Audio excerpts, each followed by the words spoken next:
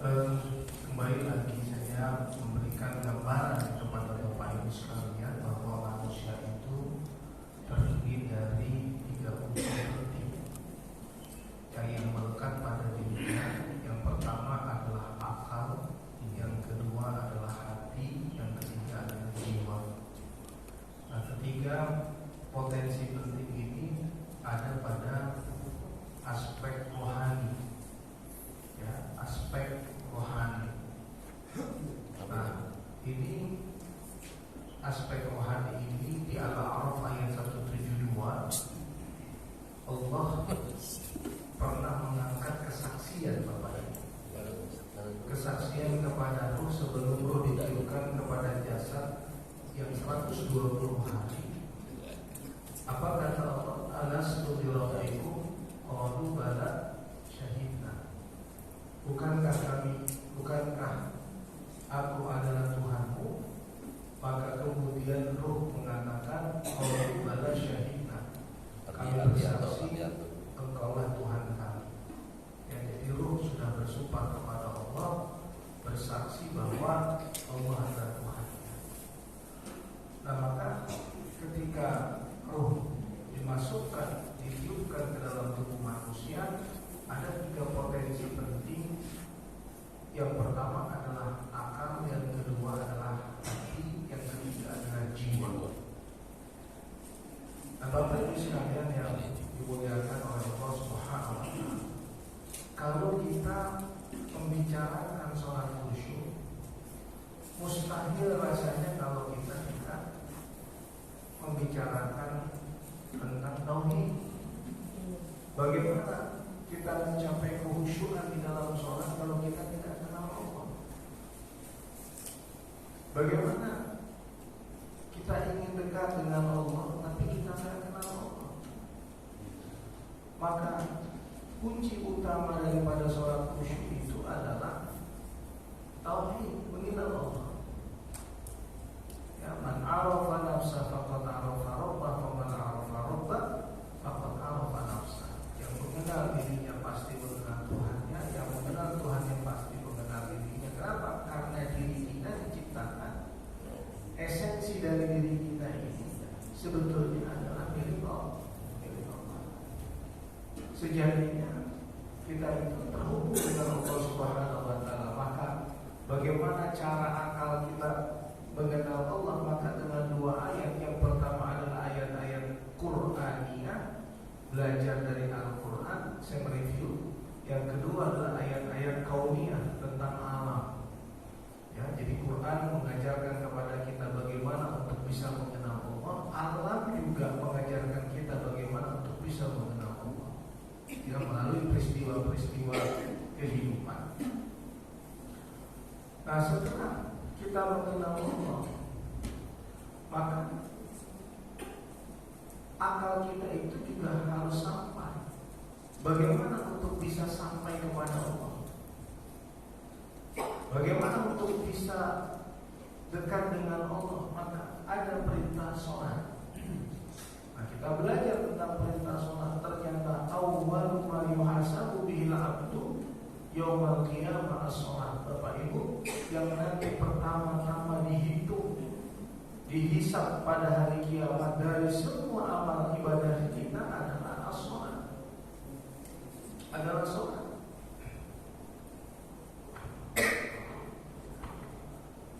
Apabila baik sholat kita, maka baiklah semua amal kita. Apabila rusak sholat kita, maka rusaklah semua amal kita. Nah, as-sholat ini berarti hubungan, relasi kita dengan Allah, interaksi kita dengan Allah. Maka penetapan kewajiban sholat tidak sama dengan penetapan kewajiban ibadah yang lain. Tidak sama. Maka untuk as-sholat, Rasulullah SAW di Isra Mi'rajkan oleh Allah. Ya, Isra itu adalah perjalanan dari Masjidil Haram ke Masjidil Aqsa. Mi'raj itu dari Masjidil Aqsa ke Sidratul Muntaha. Untuk apa? Untuk bertemu dengan Allah. Untuk apa bertemu dengan Allah? Untuk menerima kewajiban sholat. Berarti sholat itu adalah mi'rajnya orang beriman. Berarti sholat itu adalah pertemuan Bapak Ibu dengan Allah. Itulah sholat. Nah, bagaimana kita mau sholat khusyuk kalau kita tidak tahu tujuan dan manfaat sholat? Berbeda kualitas orang yang sholat, yang tahu tentang tujuan dan manfaat sholat, dengan orang yang sholat yang penting sholat saja, yang penting saya melaksanakan kewajiban saja. Maka dalam ibadah seseorang, Bapak Ibu, ada yang ibadah itu karena mengharapkan surga, ada yang ibadah itu agar jauh dari neraka, ada ibadah itu ya sholat sajalah, ya puasa sajalah. Nah, tapi ada orang yang keempat, ibadah itu karena cinta, karena dia punya ilmu mengenal Allah, dia tahu manfaat dari apa yang dia kerjakan. Dulu ilmu saya dulu yang ditanamkan oleh orang tua dulu, minum kala haus. Jadi kalau haus baru minum. Kalau haus baru minum. Tapi akhirnya setelah kita dewasa gitu ya, belajar membaca 3 liter air sehari menyehatkan. Akhirnya minum itu bukan hanya di kala haus, tapi bagaimana mencapai 3 liter air sehari. Dulu kita diajarkan sholat itu wajib. Bahkan kalau kita tanya sama kakek nenek kita, bahkan mungkin guru, ada seorang guru ditanya oleh anaknya, ya kenapa sholat itu wajib? Udah kerjakan aja, gak usah kok tanya-tanya. Ya, kerjakan aja. Karena mungkin sebagian mereka itu memang belajar begitu dari gurunya, sholat wajib. Maka ada orang-orang yang melaksanakan sholat itu sebatas kewajiban, sebatas gugurnya ibadah sholat. Tapi bagaimana kita sholat itu betul-betul mencapai kekhusyukan? Bagaimana kita sholat itu betul-betul merasakan lezatnya sholat, nikmatnya sholat, dahsyatnya sholat? Maka harus ada ilmu, belajar untuk mengetahui apa tujuan dan manfaat sholat. Ini kita bicara masih wilayah akal, 3 komponen akal, hati, jiwa. Maka di sini harus belajar tentang tauhid, belajar tentang hubungan kita dengan Allah, belajar tentang tujuan dan manfaat sholat. Kalau kita nggak dapat ilmu tentang tujuan dan manfaat sholat, sholat itu belum jadi kebutuhan, baru sebatas gugurnya kewajiban. Apa tujuan dan manfaat sholat? Di surat Al-Baqarah ayat 1-5, salah satu amal ibadah, ya, salah satu amal ibadah yang bisa mengantarkan kita sampai pada derajat orang yang mencapai kemenangan, meraih kemenangan, dan menjadi hamba yang mendapatkan hidayah dari Allah adalah as-salat. Di ayat kelima itu, kalau Bapak Ibu lihat, ulaika ala hudam min rabbihim wa ulaika humul muflihun. Kalau ala hudan itu berarti orang yang selalu mendapatkan bimbingan, selalu mendapatkan hidayah, tuntunan hidup. Ala hudan. Ulaika ala hudam min rabbihim, mereka lah orang-orang yang selalu mendapatkan hidayah dari Tuhan mereka. Wa ulaika humul muflihun, mereka lah orang-orang yang beruntung. Kalau Allah mengatakan orang beruntung, beda dengan kita mengatakan dia beruntung. Si A, si fulan beruntung. Pemahaman beruntungnya kita dengan beruntungnya Allah itu tidak sama. Kalimatnya sama-sama beruntung. Jaminan kebahagiaan, jaminan kesuksesan, jaminan ketenangan Allah kepada hambanya tidak sama dengan jaminan manusia terhadap manusia. Jadi bukan hanya laisa kamitslihi syai'un itu Allah tidak sama dengan makhluknya, termasuk Allah tidak sama dengan manusia. Itu bukan hanya esensinya saja, tapi termasuk segala yang melekat padanya, termasuk janjinya, termasuk jaminannya, itu tidak sama dengan manusia. Nah maka Bapak Ibu, siapa yang ala hudan min rabbihim wa ulaika humul muflihun? Alladzina yu'minuna bil ghaib wa yuqimuna as-shalah wa mimma razaqnahum yunfiqun walladzina yu'minuna bima unzila ilaika wa ma unzila min qablik wa bil akhirati hum yuqinun. Salah satu yang disebut oleh Allah di situ alladzina yuqimuna as-shalah. Jadi gak ada hidayah yang bisa menyertai kita, bimbingan tuntunan hidup yang bisa menyertai kita kalau tidak sholat. Karena sholat itu adalah relasi spesial, hubungan spesial kita dengan Allah.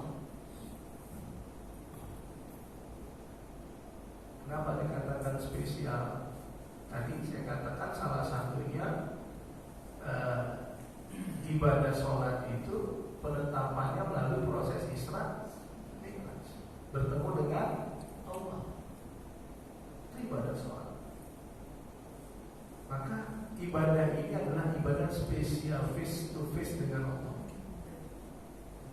Ya, kita langsung berhadapan dengan Allah. Alladzina yuqimuna as-shalah. Nah pada saat kita sholat, ya, pada saat kita sholat, maka sholat itu harus mencapai kekhusyuan. Nanti saya akan jelaskan di hati. Sekarang masih akal, tapi gak ada masalah. Apa itu khusyuk? Di surat 45 Allah mengatakan wasta'inu bis-sabri was-shalah.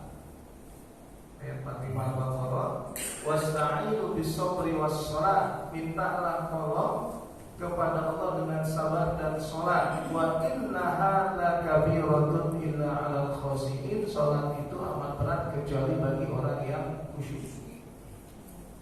Jadi yang melaksanakan salat itu salat berat apa itu? Subuh kepada dia. Ya kan? Subuh dari rumah Bapak Ibu ke sini aja berat. Apalagi saya dari Jomblo ke sini. Itu jujur aja itu manusiawi. Tapi karena ada kekhusyuan pada diri kita, maka menjadi fitnah. Nah, siapa orang yang khusyuk itu? Siapa orang yang khusyuk itu?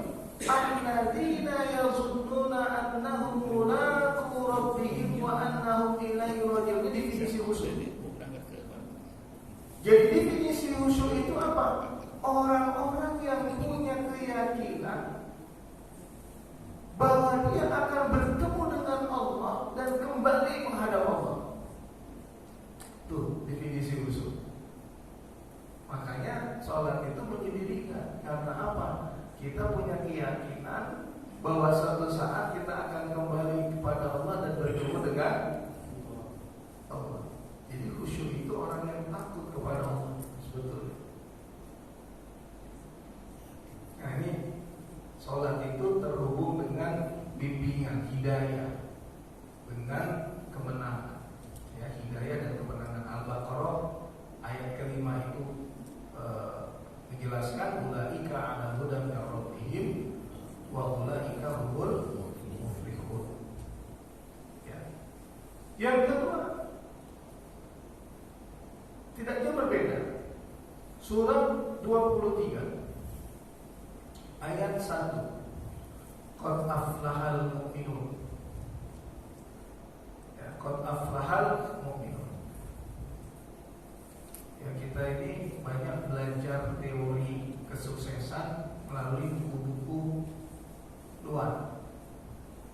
Padahal manusia yang paling sukses di jagat raya ini adalah Nabi Muhammad SAW. Serius. Boleh buku-buku dari luar itu hanya menjadi bumbu saja sebetulnya, hanya tambahan saja. Karena Nabi Muhammad itu kesuksesannya terukur.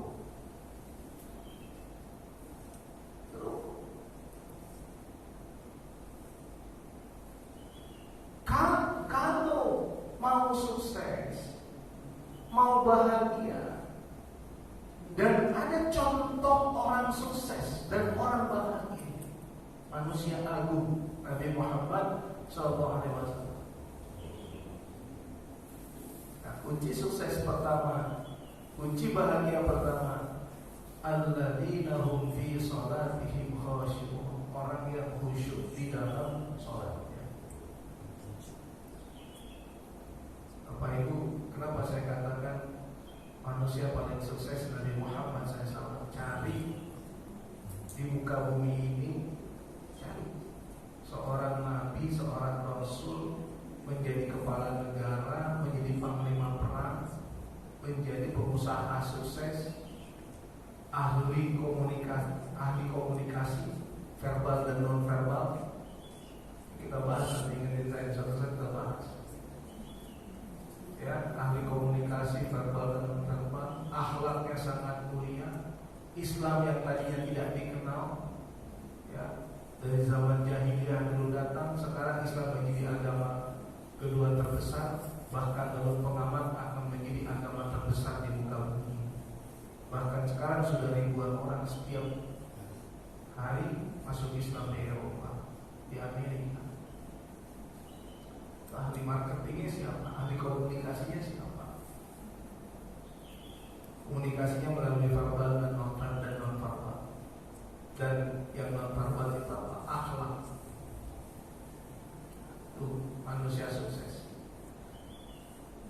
Dan suatu saat Aisyah ditanya tentang akhlak Rasulullah SAW, dan Aisyah mengatakan akhlak Rasulullah adalah Al-Quran.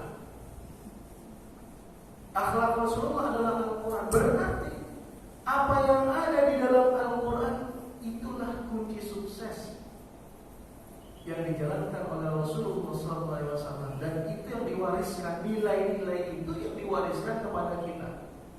Nah, ini salah satunya kalau mau jadi orang sukses, bahagia, diberkahi oleh Allah. Kunci pertamanya ini sudah pasti dijalankan oleh Rasulullah. Kunci pertamanya alladzina hum fi sholatihim khashi'un, orang yang khusyuk di dalam sholat.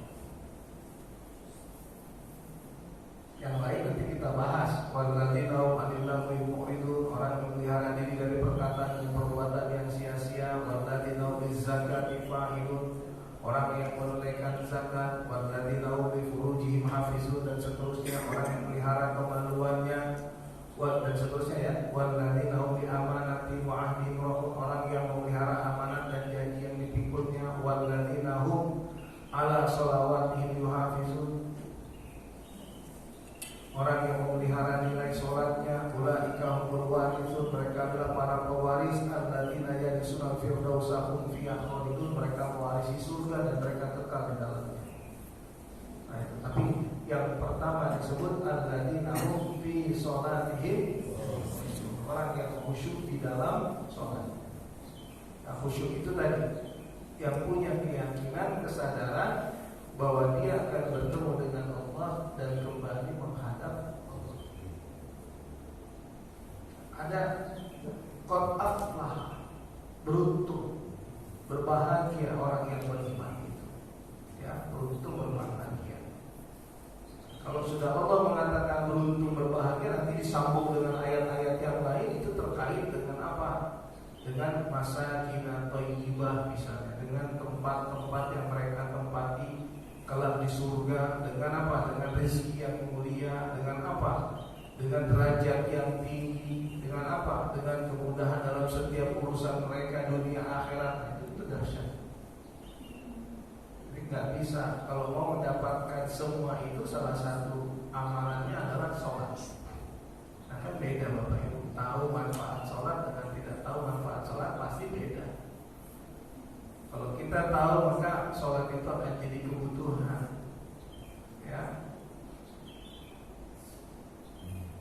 Surat 29 ayat 45. Apa manfaat sholat yang lain? Inna sholata tanha 'anil fahsya wal munkar. Kalau sholat itu baik, kalau sholat itu berkualitas, kalau sholat itu bernilai, maka sholat itu dahsyatnya luar biasa. Kenapa? Inna sholata tanha 'anil fahsya wal munkar. Sholat itu dapat mencegah perbuatan keji dan mungkar. Jadi sekarang Bu, terutama ibu-ibu yang sering di rumah, kalau memerintahkan anak harus melalui pendekatan ini sekarang. Enggak lagi sholat nak, kalau nggak sholat nakal, kalau sholat dapat surga. Makanya dari KB mah sampai aku udah kerja, neraka surga, pahala dosa. Coba pendekatannya. Kalau kamu sholat, Allah mudahkan urusan. Kalau kamu sholat, ya Allah jauhkan kamu dari hal-hal yang keji dan mungkar. Kalau kamu sholat, kamu akan selalu dibimbing oleh Allah dalam setiap langkah hidupmu. Nah itu ayatnya. Kalau anaknya dalilnya bagaimana? Nah baru keluarkan dalilnya. Salah satu dalilnya itu Al-Baqarah dari ayat 1 sampai 5. Kemudian surat Al-Mu'minun ayat 1 sampai 11. Kemudian surat 29 ayat 45. Inna sholata tanha 'anil fahsya wal munkar. Kira-kira kenapa Bapak Ibu sholat itu dapat mencegah perbuatan keji dan mungkar? Pada saat kita terhubung dengan Allah, Allah mengatakan aqimis sholata lidzikri.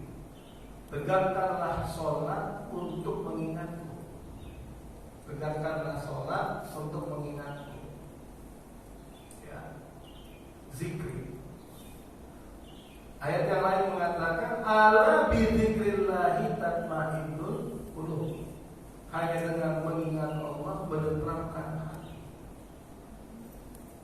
Kalau kita sudah merasa tentram bersama Allah, kalau kita merasa tentram dekat dengan Allah, kalau kita merasa bahagia dalam ketundukan kepatuhan kita kepada Allah, maka tidak ada unsur yang lain dapat memuaskan kita. Tadi perbuatan keji dan mungkar. Itu yang pertama. Yang kedua, ada kekuatan dalam diri kita. Ada energi dalam diri kita yang mengontrol kita dari perbuatan keji dan mungkar. Rasulullah SAW dalam satu hadis, ketika Rasulullah SAW didatangi oleh malaikat Jibril, dan malaikat Jibril bertanya kepada Rasulullah, menyerupai manusia, ya. Sahabat nggak tahu kalau itu malaikat Jibril. Begitu sudah berlalu baru Rasulullah SAW itu adalah Jibril. Apa yang diajarkan Jibril? Iman, Islam, ihsan. Ihsan itu apa? Anta'budallah ka'annaka tarahu fa illam takun tarahu fa innahu yaraka. Engkau sembah Allah seakan-akan engkau melihatnya. Jika engkau tidak melihat Allah, maka Allah melihatmu. Jadi kalau Bapak Ibu beribadah menyembah Allah, kata Rasulullah, ihsan, seakan-akan engkau melihatnya. Nah kalau seakan-akan engkau melihatnya, itu berarti musyahadah. Ibu menyaksikan, Bapak Ibu menyaksikan Allah, seakan-akan menyaksikan Allah, musyahadah. Tapi kalau engkau tidak mampu melihat Allah, yakinlah Allah melihatmu. Yakin, itu harus yakin. Kalau melihat Allah nggak mampu, yakin Allah melihat kita. Nah itu butuhnya. Kalau kita kepada Allah seakan-akan, tapi kalau Allah kepada kita yakin bahwa Allah melihat kita. Nah kalau kita seakan-akan melihat Allah, melihatnya itu disebut dengan musyahadah. Tapi kalau kita tidak mampu, yakinlah Allah melihat kita. Allah melihat kita namanya muraqabah. Apa Bapak Ibu? Musyahadah dan muraqabah. Nah, maka kalau hamba yang terkoneksi selalu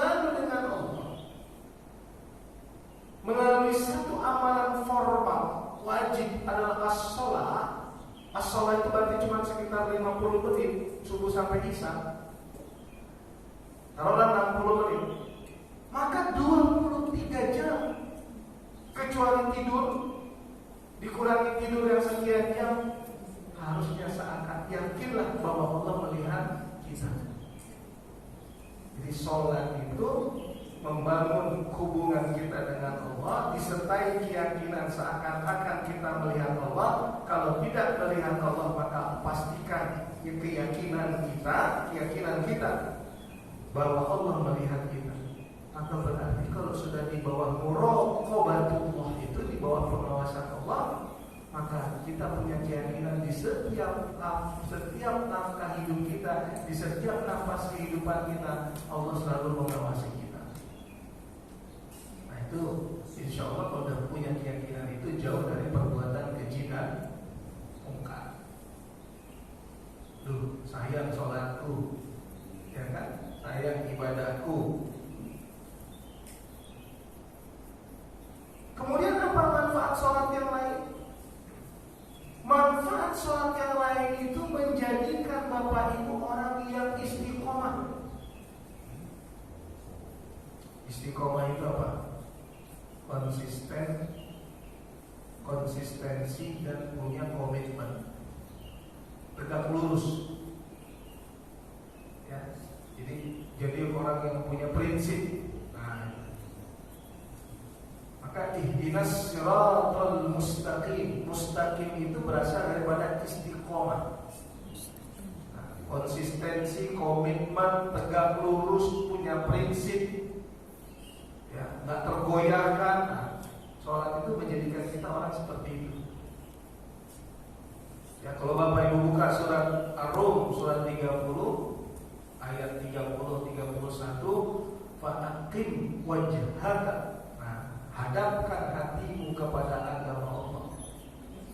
Fa'aqim wajhaka.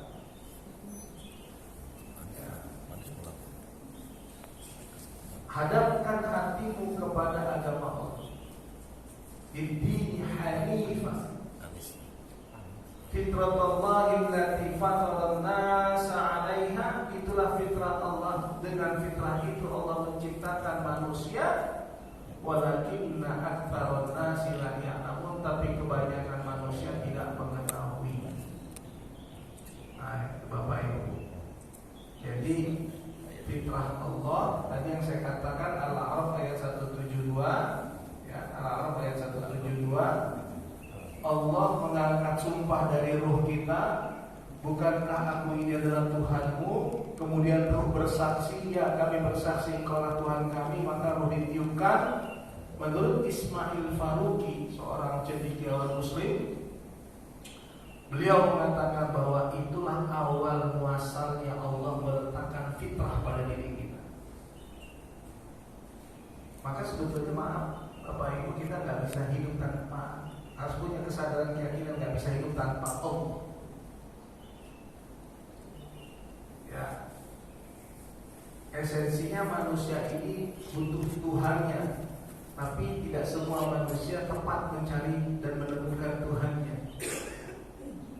Nah, yang lebih mengerikan lagi, ada nih orang, semua manusia esensinya butuh Tuhan. Nah, tapi dia cari Tuhannya itu tak tepat dia menemukannya. Seperti Nabi Ibrahim alaihissalam di awalnya dulu, beliau kira matahari Tuhan, ternyata bukan, kok matahari hilang. Kemudian beliau kira bulan adalah Tuhan. Kok bulan hilang? Bulan bukan Tuhan. Nah, kemudian sampai Nabi Ibrahim alaihissalam menemukan bahwa Tuhan itu adalah pencipta seluruh jagat raya ini. Inni wajjahtu wajhiya lilladzi fatara as-samawati wal arda hanifan musliman wa ma ana minal musyrikin.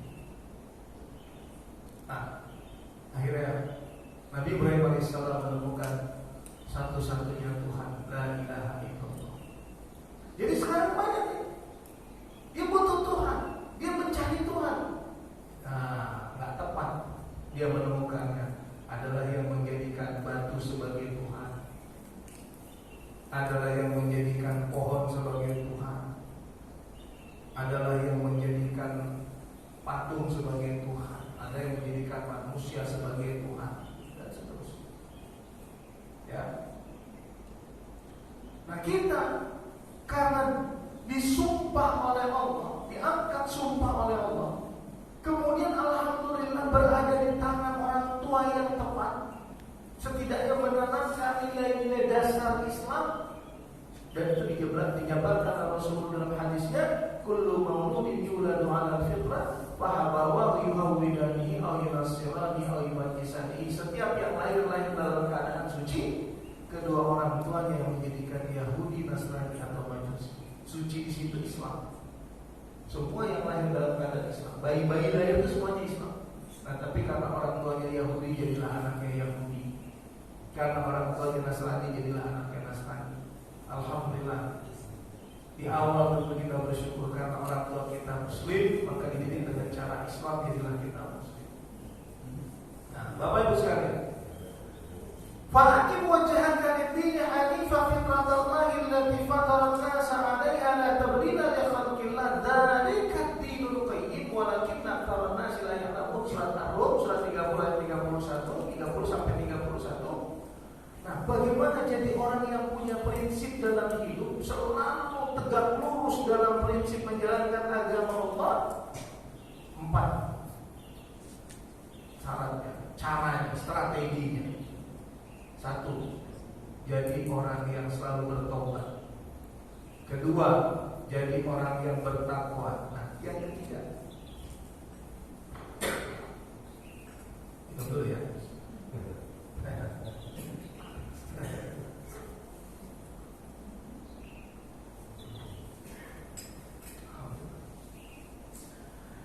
Yang ketiga ini, jadi orang yang menegakkan sholat. Yang keempat, jangan menyekutukan Allah. Jadi kalau mau jadi orang yang punya konsistensi dan terus berpegang pada prinsip, punya komitmen kepada Allah, ya, adalah salah satunya ayatnya. Saya yakin Bapak Ibu yang rutin tepat waktu sholat, ya. Apalagi bapak-bapak, kalau ibu kan banyak di rumah ya sholatnya. Bapak-bapak subuh ada di masjid, zuhur ada di masjid, asar ada di masjid, maghrib ada di masjid, isya ada di masjid. Tapi bapak yang bisa mengukur ya, saya yakin bapak-bapak orang yang punya komitmen. Saya pernah sampaikan ini adanya, ya Ustaz di hari tua, enggak. Udah pensiun, enggak juga. Mudah-mudahan dari muda sudah punya komitmen. Jadi kalau mau mengangkat seorang pemimpin, angkatlah orang yang 5 waktu ada di masjid. Orang yang punya komitmen. Tapi kalau ada melenceng-lenceng sedikit, itu sisi manusiawinya. Butuh unsur lain, faktor lain, apa kajian-kajian, kumpul dengan orang soleh, gitu ya. Nah, tapi paling tidak itu modal utama. Ada orang sama Allah yang nggak punya komitmen, apalagi sama manusia. Ya, ada nggak? Bagaimana dia punya komitmen sama manusia, sama Allah aja nggak punya komitmen? Yaitu istiqomah, Bapak. Apa manfaat sholat yang lain? Nah ini manfaat sholat yang lain, jadikan sholat itu sebagai sarana Bapak Ibu minta tolong kepada Allah. Ya, coba kita lihat Al-Baqarah 155. Al-Baqarah 155. Di Al-Baqarah 155 Allah mengatakan wala nabluwannakum bisyai'in minal khauf wal ju' wa naqsin minal amwal wal anfus wat thamarat wa basyiris sabirin alladzina idza asabatuhum musibah qalu inna lillahi wa inna ilaihi raji'un. Kami pasti akan menguji kamu, kata Allah, dengan sedikit rasa takut, lapar, berkurangnya harta, jiwa, buah-buahan. Ini ujian hidup yang Bapak Ibu hadapi sehari-hari. Ya, yang kita hadapi. Dan nanti kalau kita bicara tentang ujian hidup, tidak ada manusia yang tidak diuji oleh Allah. Rasa takut itu kayak kemarin COVID itu mencekam. Bahkan mungkin ada sekarang orang-orang yang mengalami trauma secara psikis, ya, maka harus diterapi secara kejiwaan. Saya sempat mengalami trauma masa kecil itu, Pak. Umur 6 tahun, umur 6 tahun, dalam 1 tahun 7 orang keluarga saya meninggal dalam 1 tahun. Jadi sepupu ini dari ayah, semuanya dari ayah, keluarga ayah. Sepupu saya, keponakan ayah saya, itu 2-3 orang. Kemudian nenek saya, uak saya, waktu uak saya sakit, saya dibawa ayah melihat uak saya, kakak kandung ayah. Ayah saya tanya, kakak mau dibeliin apa? Kata uak saya, beliin saya belut. Uak saya perempuan. Saya diajak ayah saya ke pasar beli belut. Kalau di Medan itu ada pasar Simpang 5 namanya. Pak Bulungan kalau saya beli pasar belut. Diserahin sama kakak itu masih terbayang semua. Tapi nggak lama setelah kakaknya meninggal, ayah saya meninggal sebulan kemudian. Jadi saya 1 tahun itu lihat diperlihatkan, lihat ini uang, lihat ini adik sepupu gitu kan.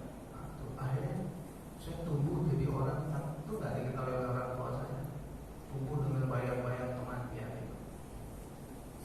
Nah, akhirnya secara kejiwaan sempat mengalami gangguan ketakutan berlebihan. Ternyata saya telusuri, itu ketakutannya itu justru setelah umur 28 tahun. Nah, saya coba telusuri itu perjalanan hidup masa lalu saya telusuri. Nah, tapi akhirnya saya dikasih pelajaran sama Allah, semua jawabannya ada di Al-Quran.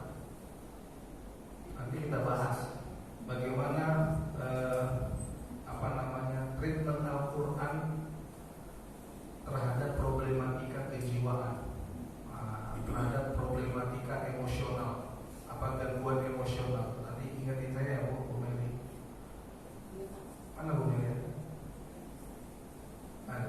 Saya nanti next. Jadi takut itu akhirnya mengganggu. Akhirnya saya banyak nanganin orang-orang ketakutan, kecemasan. Nah, itu sangat mengganggu. Ada nggak di antara Bapak Ibu yang punya rasa takut yang akhirnya mengganggu aktivitas kita? Nah, itu nanti kita bahas bagaimana Al-Quran men-treatment itu, ya, menterapi kita bagaimana kita tidak punya ketakutan berlebihan. Nah, salah satunya kami pasti akan menguji kamu dengan sedikit rasa takut, lapar, berkurangnya harta, buah jiwa, buah-buahan. Nah, Allah katakan wabasyiris shabirin dan seterusnya. Nah, itu ayat tersebut menjelaskan fakta bahwa kita akan menghadapi ujian-ujian itu. Fakta. Al-Baqarah 105. Tapi coba Bapak Ibu kembali ke Al-Baqarah 153. Di 153-nya Allah kasih kuncinya di situ. Ya ayyuhalladzina amanu ista'inu bis-sabri was-shalah. Wahai orang yang beriman, minta tolonglah kepada Allah dengan sabar dan sholat. Kenapa? Kan kita bertanya nih, kenapa Allah menyuruh kita minta tolong dengan sabar dan sholat? Dijawab oleh Allah di Al-Baqarah 155. Kamu pasti akan menghadapi cobaan ujian itu. Jadi kalau gitu sabar dan sholat yang kita bahas tadi, sabar kita bahas lain lagi tuh.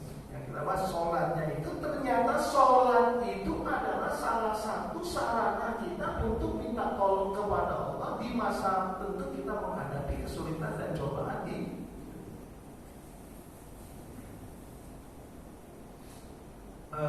kalau kita tidak sholat dulu, mungkin kita rapuh ketika kita menghadapi cobaan ujian. Sholatlah yang menguatkan kita, yang menguatkan kita di masa-masa sulit saat kita menghadapi cobaan ujian. Nah, itu hubungan antara sholat dengan ujian itu, ya, minta tolongnya kepada Allah dengan sabar dan sholat. Nah, di dalam hadis qudsi dikatakan ketika kita sholat, ya, Bismillahirrahmanirrahim, apa artinya Bapak Ibu? Dijawab oleh Allah, hambaku memujiku. Ar-Rahmanirrahim, apa artinya? Hambaku memuliakanku. Ar-Rahmanirrahim, Alhamdulillahirabbil alamin, hambaku memujiku. Ar-Rahmanirrahim, hambaku memuliakanku. Maliki yaumiddin, yang merajai di hari pembalasan, hambaku mengagungkanku. Iyyaka na'budu wa iyyaka nasta'in, kata Allah, ya, ini rahasia aku dan hambaku. Nah, rahasia Bapak dengan Allah, rahasia Ibu dengan Allah. Apa rahasia Bapak Ibu dengan Allah? Rahasia apa? Keinginan kita. Nah, kita jabarkan semua keinginan itu dalam satu hal, ihdinas shiratal mustaqim. Bimbing, berikan hidayah, petunjuk kepadaku. Petunjuk apa? Kebenaran. Kebenaran dalam apa? Dalam hidup, dalam membangun rezeki, dalam membangun keluarga, dalam mendidik anak, dalam mengais rezeki. Dan bagaimana agar Allah menuntun kita di setiap langkah hidup kita. Ihdinas shiratal mustaqim. Nah, itu Bapak.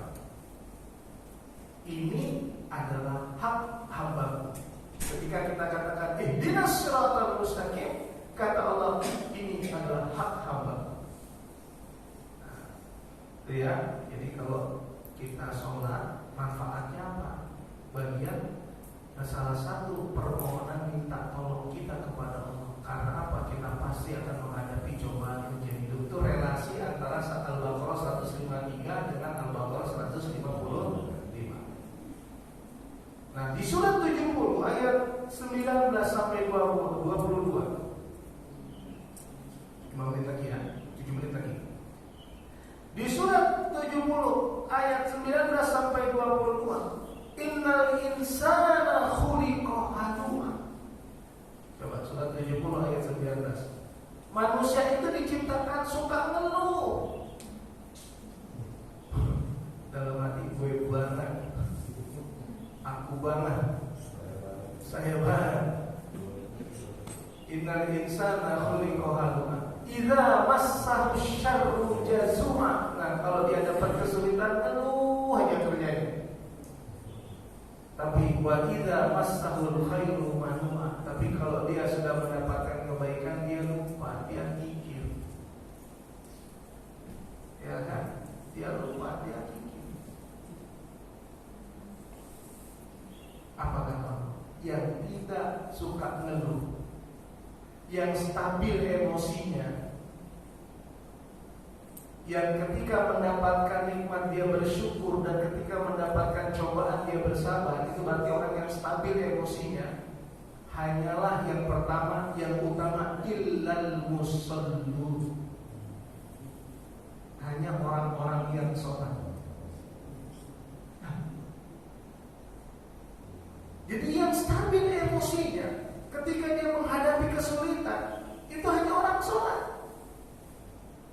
Alladzina hum ala sholatihim daimun, dan orang yang setia dengan sholatnya.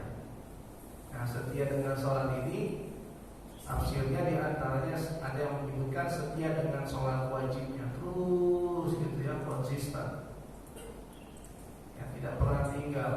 Nah, ulama mengatakan setia dengan sholat sunnahnya, sudah wajib, sudah pasti, tapi ada kesetiaan terhadap sholat sunnah. Itu orang yang punya kekuatan spiritual, punya benteng pertahanan, gak gampang ngeluh. Ya, karena dia punya keyakinan yang kuat kepada Allah. La haula wala quwata illa billahil aliyil azim. Nah, dan seterusnya itu ya 19, 21, 20, 21, 22. Tapi yang pertama disebut itu adalah sholat. Nah, sholat ternyata di surat 8 ayat 3 ayat 4 yang terakhir, ya, yang terakhir bicara tentang manfaat sholat, tentang tujuan dan manfaat sholat. Di antara tujuan dan manfaat sholat dikatakan oleh Allah Subhanahu wa taala, innamal mu'minuna alladzina idza dzukirallahu wajilat qulubuhum. Orang beriman itu jika disebut nama Allah gemetar hatinya. Wa idza tuliyat 'alaihim ayatu zadatuhum imana. Jika dibacakan ayat-ayat Allah bertambah imannya. Surat 8 ayat 2, ayat 3, ayat 4. Wa 'ala rabbihim yatawakkalun. Kepada Allah mereka berserah diri. Itu ciri khas orang beriman. Jika disebut nama Allah gemetar hatinya, jika dibacakan ayat-ayat Allah bertambah imannya, dan mereka berserah diri kepada Allah. Itu ciri khasnya. Apa amalannya? Amalannya 2. Alladzina yuqimunas shalah wa mimma razaqnahum yunfiqun. Tuh, 2. Alladzina yuqimunas shalah wa mimma razaqnahum yunfiqun. Allah katakan ulaika humul mu'minuna haqqan. Mereka itulah orang yang beriman dengan sesungguhnya. Nah, di sini terlihat nilai dari sholat itu apa, infak itu apa. Tapi karena kita fokusnya di sholat, sholat dan infak itu menghasilkan apa? Ulaika humul mu'minuna haqqan lahum darajatun 'inda rabbihim. Mereka mendapatkan derajat yang tinggi di sisi Allah. Wa maghfiratun, ampunan. Yang ketiga, wa rizqun karim, rezeki yang mulia. Rezeki yang mulia itu bukan hanya uang, bukan hanya harta. Coba, kena punya uang 100 miliar, tapi penyakitnya jantung kronis, gagal ginjal. Nah, ngapain? Mau nggak 100 miliar Pak? Tapi Bapak kena jantung kronis, gagal ginjal, paru-paru basah, hidup pakai ventilator. Benar, ngapain? 100 miliar. Dikasih jangan 100 miliar, 1 T juga nggak mau. Benar mau? Kalau saya insya Allah nggak mau. Dengan kuat saya mengatakan tidak mau punya uang 1 T, tapi jantung kronis, gagal ginjal, cuci darah ya, paru-paru basah, hidup pakai ventilator. Buat apa uang 1 T?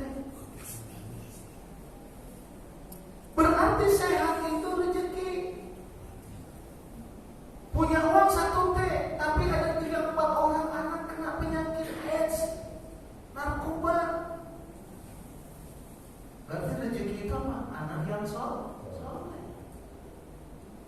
Saya punya jemaah, suaminya bilang gini, "Ma, kamu mau di rumah di mana? Apa mau pindah? Belilah. Aku siapkan uangnya. Kamu ganti mobil aja yang bagus. Udah lama mobil kamu. Ganti ini. Total kata istrinya 50 M waktu itu. Ini siapa? Apa kata istrinya? Ma, aku gak penting uang 50 miliar itu. Aku penting, yang paling penting sama aku. Ini istrinya, yang paling penting sama aku. Pak, istrinya ngomong ke saya, aku pengen punya keluarga yang bahagia. Papa betah di rumah.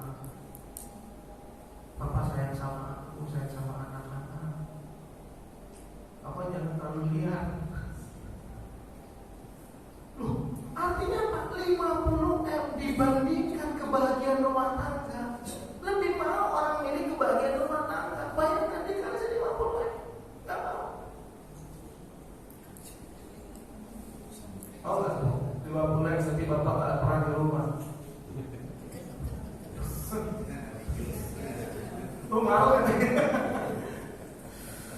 Ya itu artinya rezeki itu jangan selalu mindset kita rezeki itu uang. Ternyata keluarga bahagia, anak yang soleh, kesehatan, punya teman ya Allah satu teman ini nikmat loh. Saya udah pernah gak cerita tentang hormon kebahagiaan? Belum ya? Iya ya, endorfin itu sedikit ya, nanti kita singgung ya. Ingatin saya Pak. Ini kumpul begini di masjid, sholat berjamaah, ngaji bareng, pulangnya nanti bareng, subhanallah, bahagianya subhanallah. Ini rezeki, ilmu rezeki. Nah, tuh. Salah satunya amalannya apa? Surat Al-Anfal ayat 2 sampai ayat 4 yang disebut salah satunya adalah mendirikan sholat. Terakhir, surat Fatir, surat 35 ayat 29. Surat 35 ayat 29. Innal ladzina yatluna kitaballah, orang-orang yang membaca Al-Qur'an, wa aqamus shalah, mendirikan salat, salat, fokus kita salat. Wa anfaqu mimma razaqnahum sirran wa alaniyah. Mereka menginfakkan harta yang diberikan Allah kepada mereka secara terang-terangan, secara sembunyi ataupun terang-terangan, sirran wa alaniyah. Yarjuna tijaratan lan tabur. Orang yang mendirikan sholat, orang yang membaca Al-Quran, mendirikan sholat, menginfakkan harta, ini adalah golongan yang berbisnis dengan Allah. Dan namanya berbisnis, tijarah itu berbisnis, berniaga. Yang namanya, saya punya judul lagi itu, berbisnis dengan Allah. Nanti ayatnya kita bahas. Ternyata orang yang berbisnis dengan Allah ini tidak akan pernah rugi. Jadi orang yang sholat itu sebetulnya tidak pernah rugi dalam hidupnya. Tapi jangan lupa bapak-bapak ibu ditambah lagi amalannya rajin baca Al-Quran, menginfakkan harta. Kalau berbisnis dengan manusia bisa rugi, bisa untung, bisa jujur, bisa kena tipu. Lagi bareng susahnya jujur, udah punya uang salah satunya nipu yang lain. Saya kemarin beberapa hari ketemu sama orang-orang yang bercerita tentang pengalaman berkoalisi dalam berbisnis, bersyarikat dalam berbisnis. Awalnya begitu kita bikin bisnis bareng, begitu udah kelihatan duitnya yang satu disingkirkan. Nah itu berbisnis dengan manusia. Berbisnis dengan Allah, tijaratan lan tabur, perniagaan yang tidak akan pernah merugi. Salah satunya adalah orang yang mendirikan sholat. Nah, Bapak Ibu, kalau kita tahu manfaat sholat kan, akhirnya sholat itu saya harus sholat jadi kebutuhan. Nah, ini belum cerita khusyuknya, kan kita bicara para yang sholat khusyuk. Pertama mengenal Allah, yang kedua tahu kewajiban kita kepada Allah, bagaimana membangun hubungan dengan Allah. Nah, adalah tahu tujuan dan manfaat sholat. Nanti kita bahas lagi di bulan depan, ya insyaallah bulan depan tentang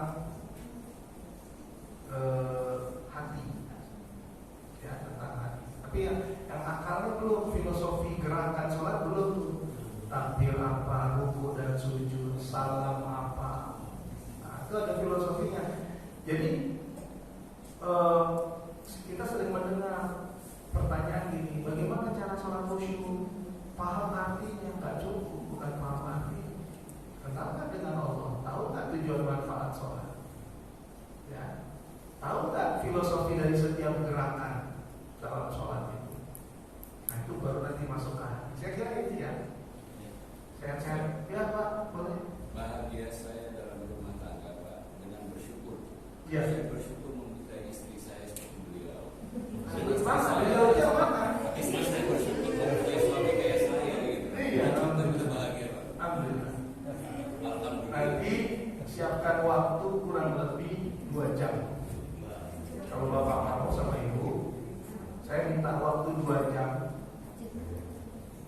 Jadi jangan bunyi-bunyi alarm ini gitu ya. Nanti satu hari aja 2 jam kita buat terapi syukur. Nah, terapi syukur, ibu nanti sama bapak tulis bawa HP. Kalau nggak pakai alat tulis bawa HP. Nah itu ternyata itu saya terinspirasi tadi. Saya punya jemaah, udah selesai boleh dimatiin itu ya Pak. Saya punya jemaah berobat ke Singapura. Nah mereka ini kumpulan istri-istri yang mengalami kekerasan dalam rumah tangga. Jadi ada mereka punya perkumpulan. Nah 2-3 orang di antara kumpulan ini adalah jamaah. Dan saya nggak tahu sebetulnya awalnya. Jadi tahunya kapan? Ketika mereka itu training terapi syukur. Sebenarnya trainingnya ini lebih nyaman di hotel, karena duduknya di atas bangku pakai infokus. Nah, tapi untuk di masjid kita nggak usah pakai infokus kenapa? Tapi bapak itu nulis, ternyata 2 di antara mereka berobat ke Singapura. Profesornya bilang gini, kok saya baru kali ini temukan pasien progres pengobatannya cepat luar biasa. Minum obat apa di Indonesia? Nah mereka bilang apa? Kita nggak minum obat apa-apa, Prof.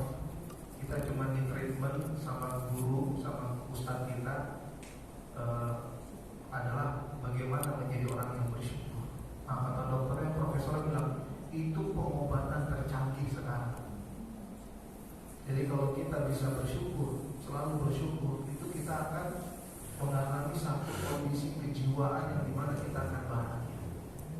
Nah akhirnya yang 2 itu cerita pada yang 1. Nah yang 1 itu udah buktikan bahwa ternyata dengan terapi syukur bisa menetralisir gangguan-gangguan emosional. Nah nanti cari waktu 2 jam. Habis subuhnya, jadi kalau habis sholat subuh dari jam berapa? Jam 5, jam 7 lah selesai. Nanti ya, tunggu selesai ini dulu nih apa, sholat khusyuknya dulu ya. Saya kira itu Bapak-bapak, Ibu sehat-sehat semua. Semoga Allah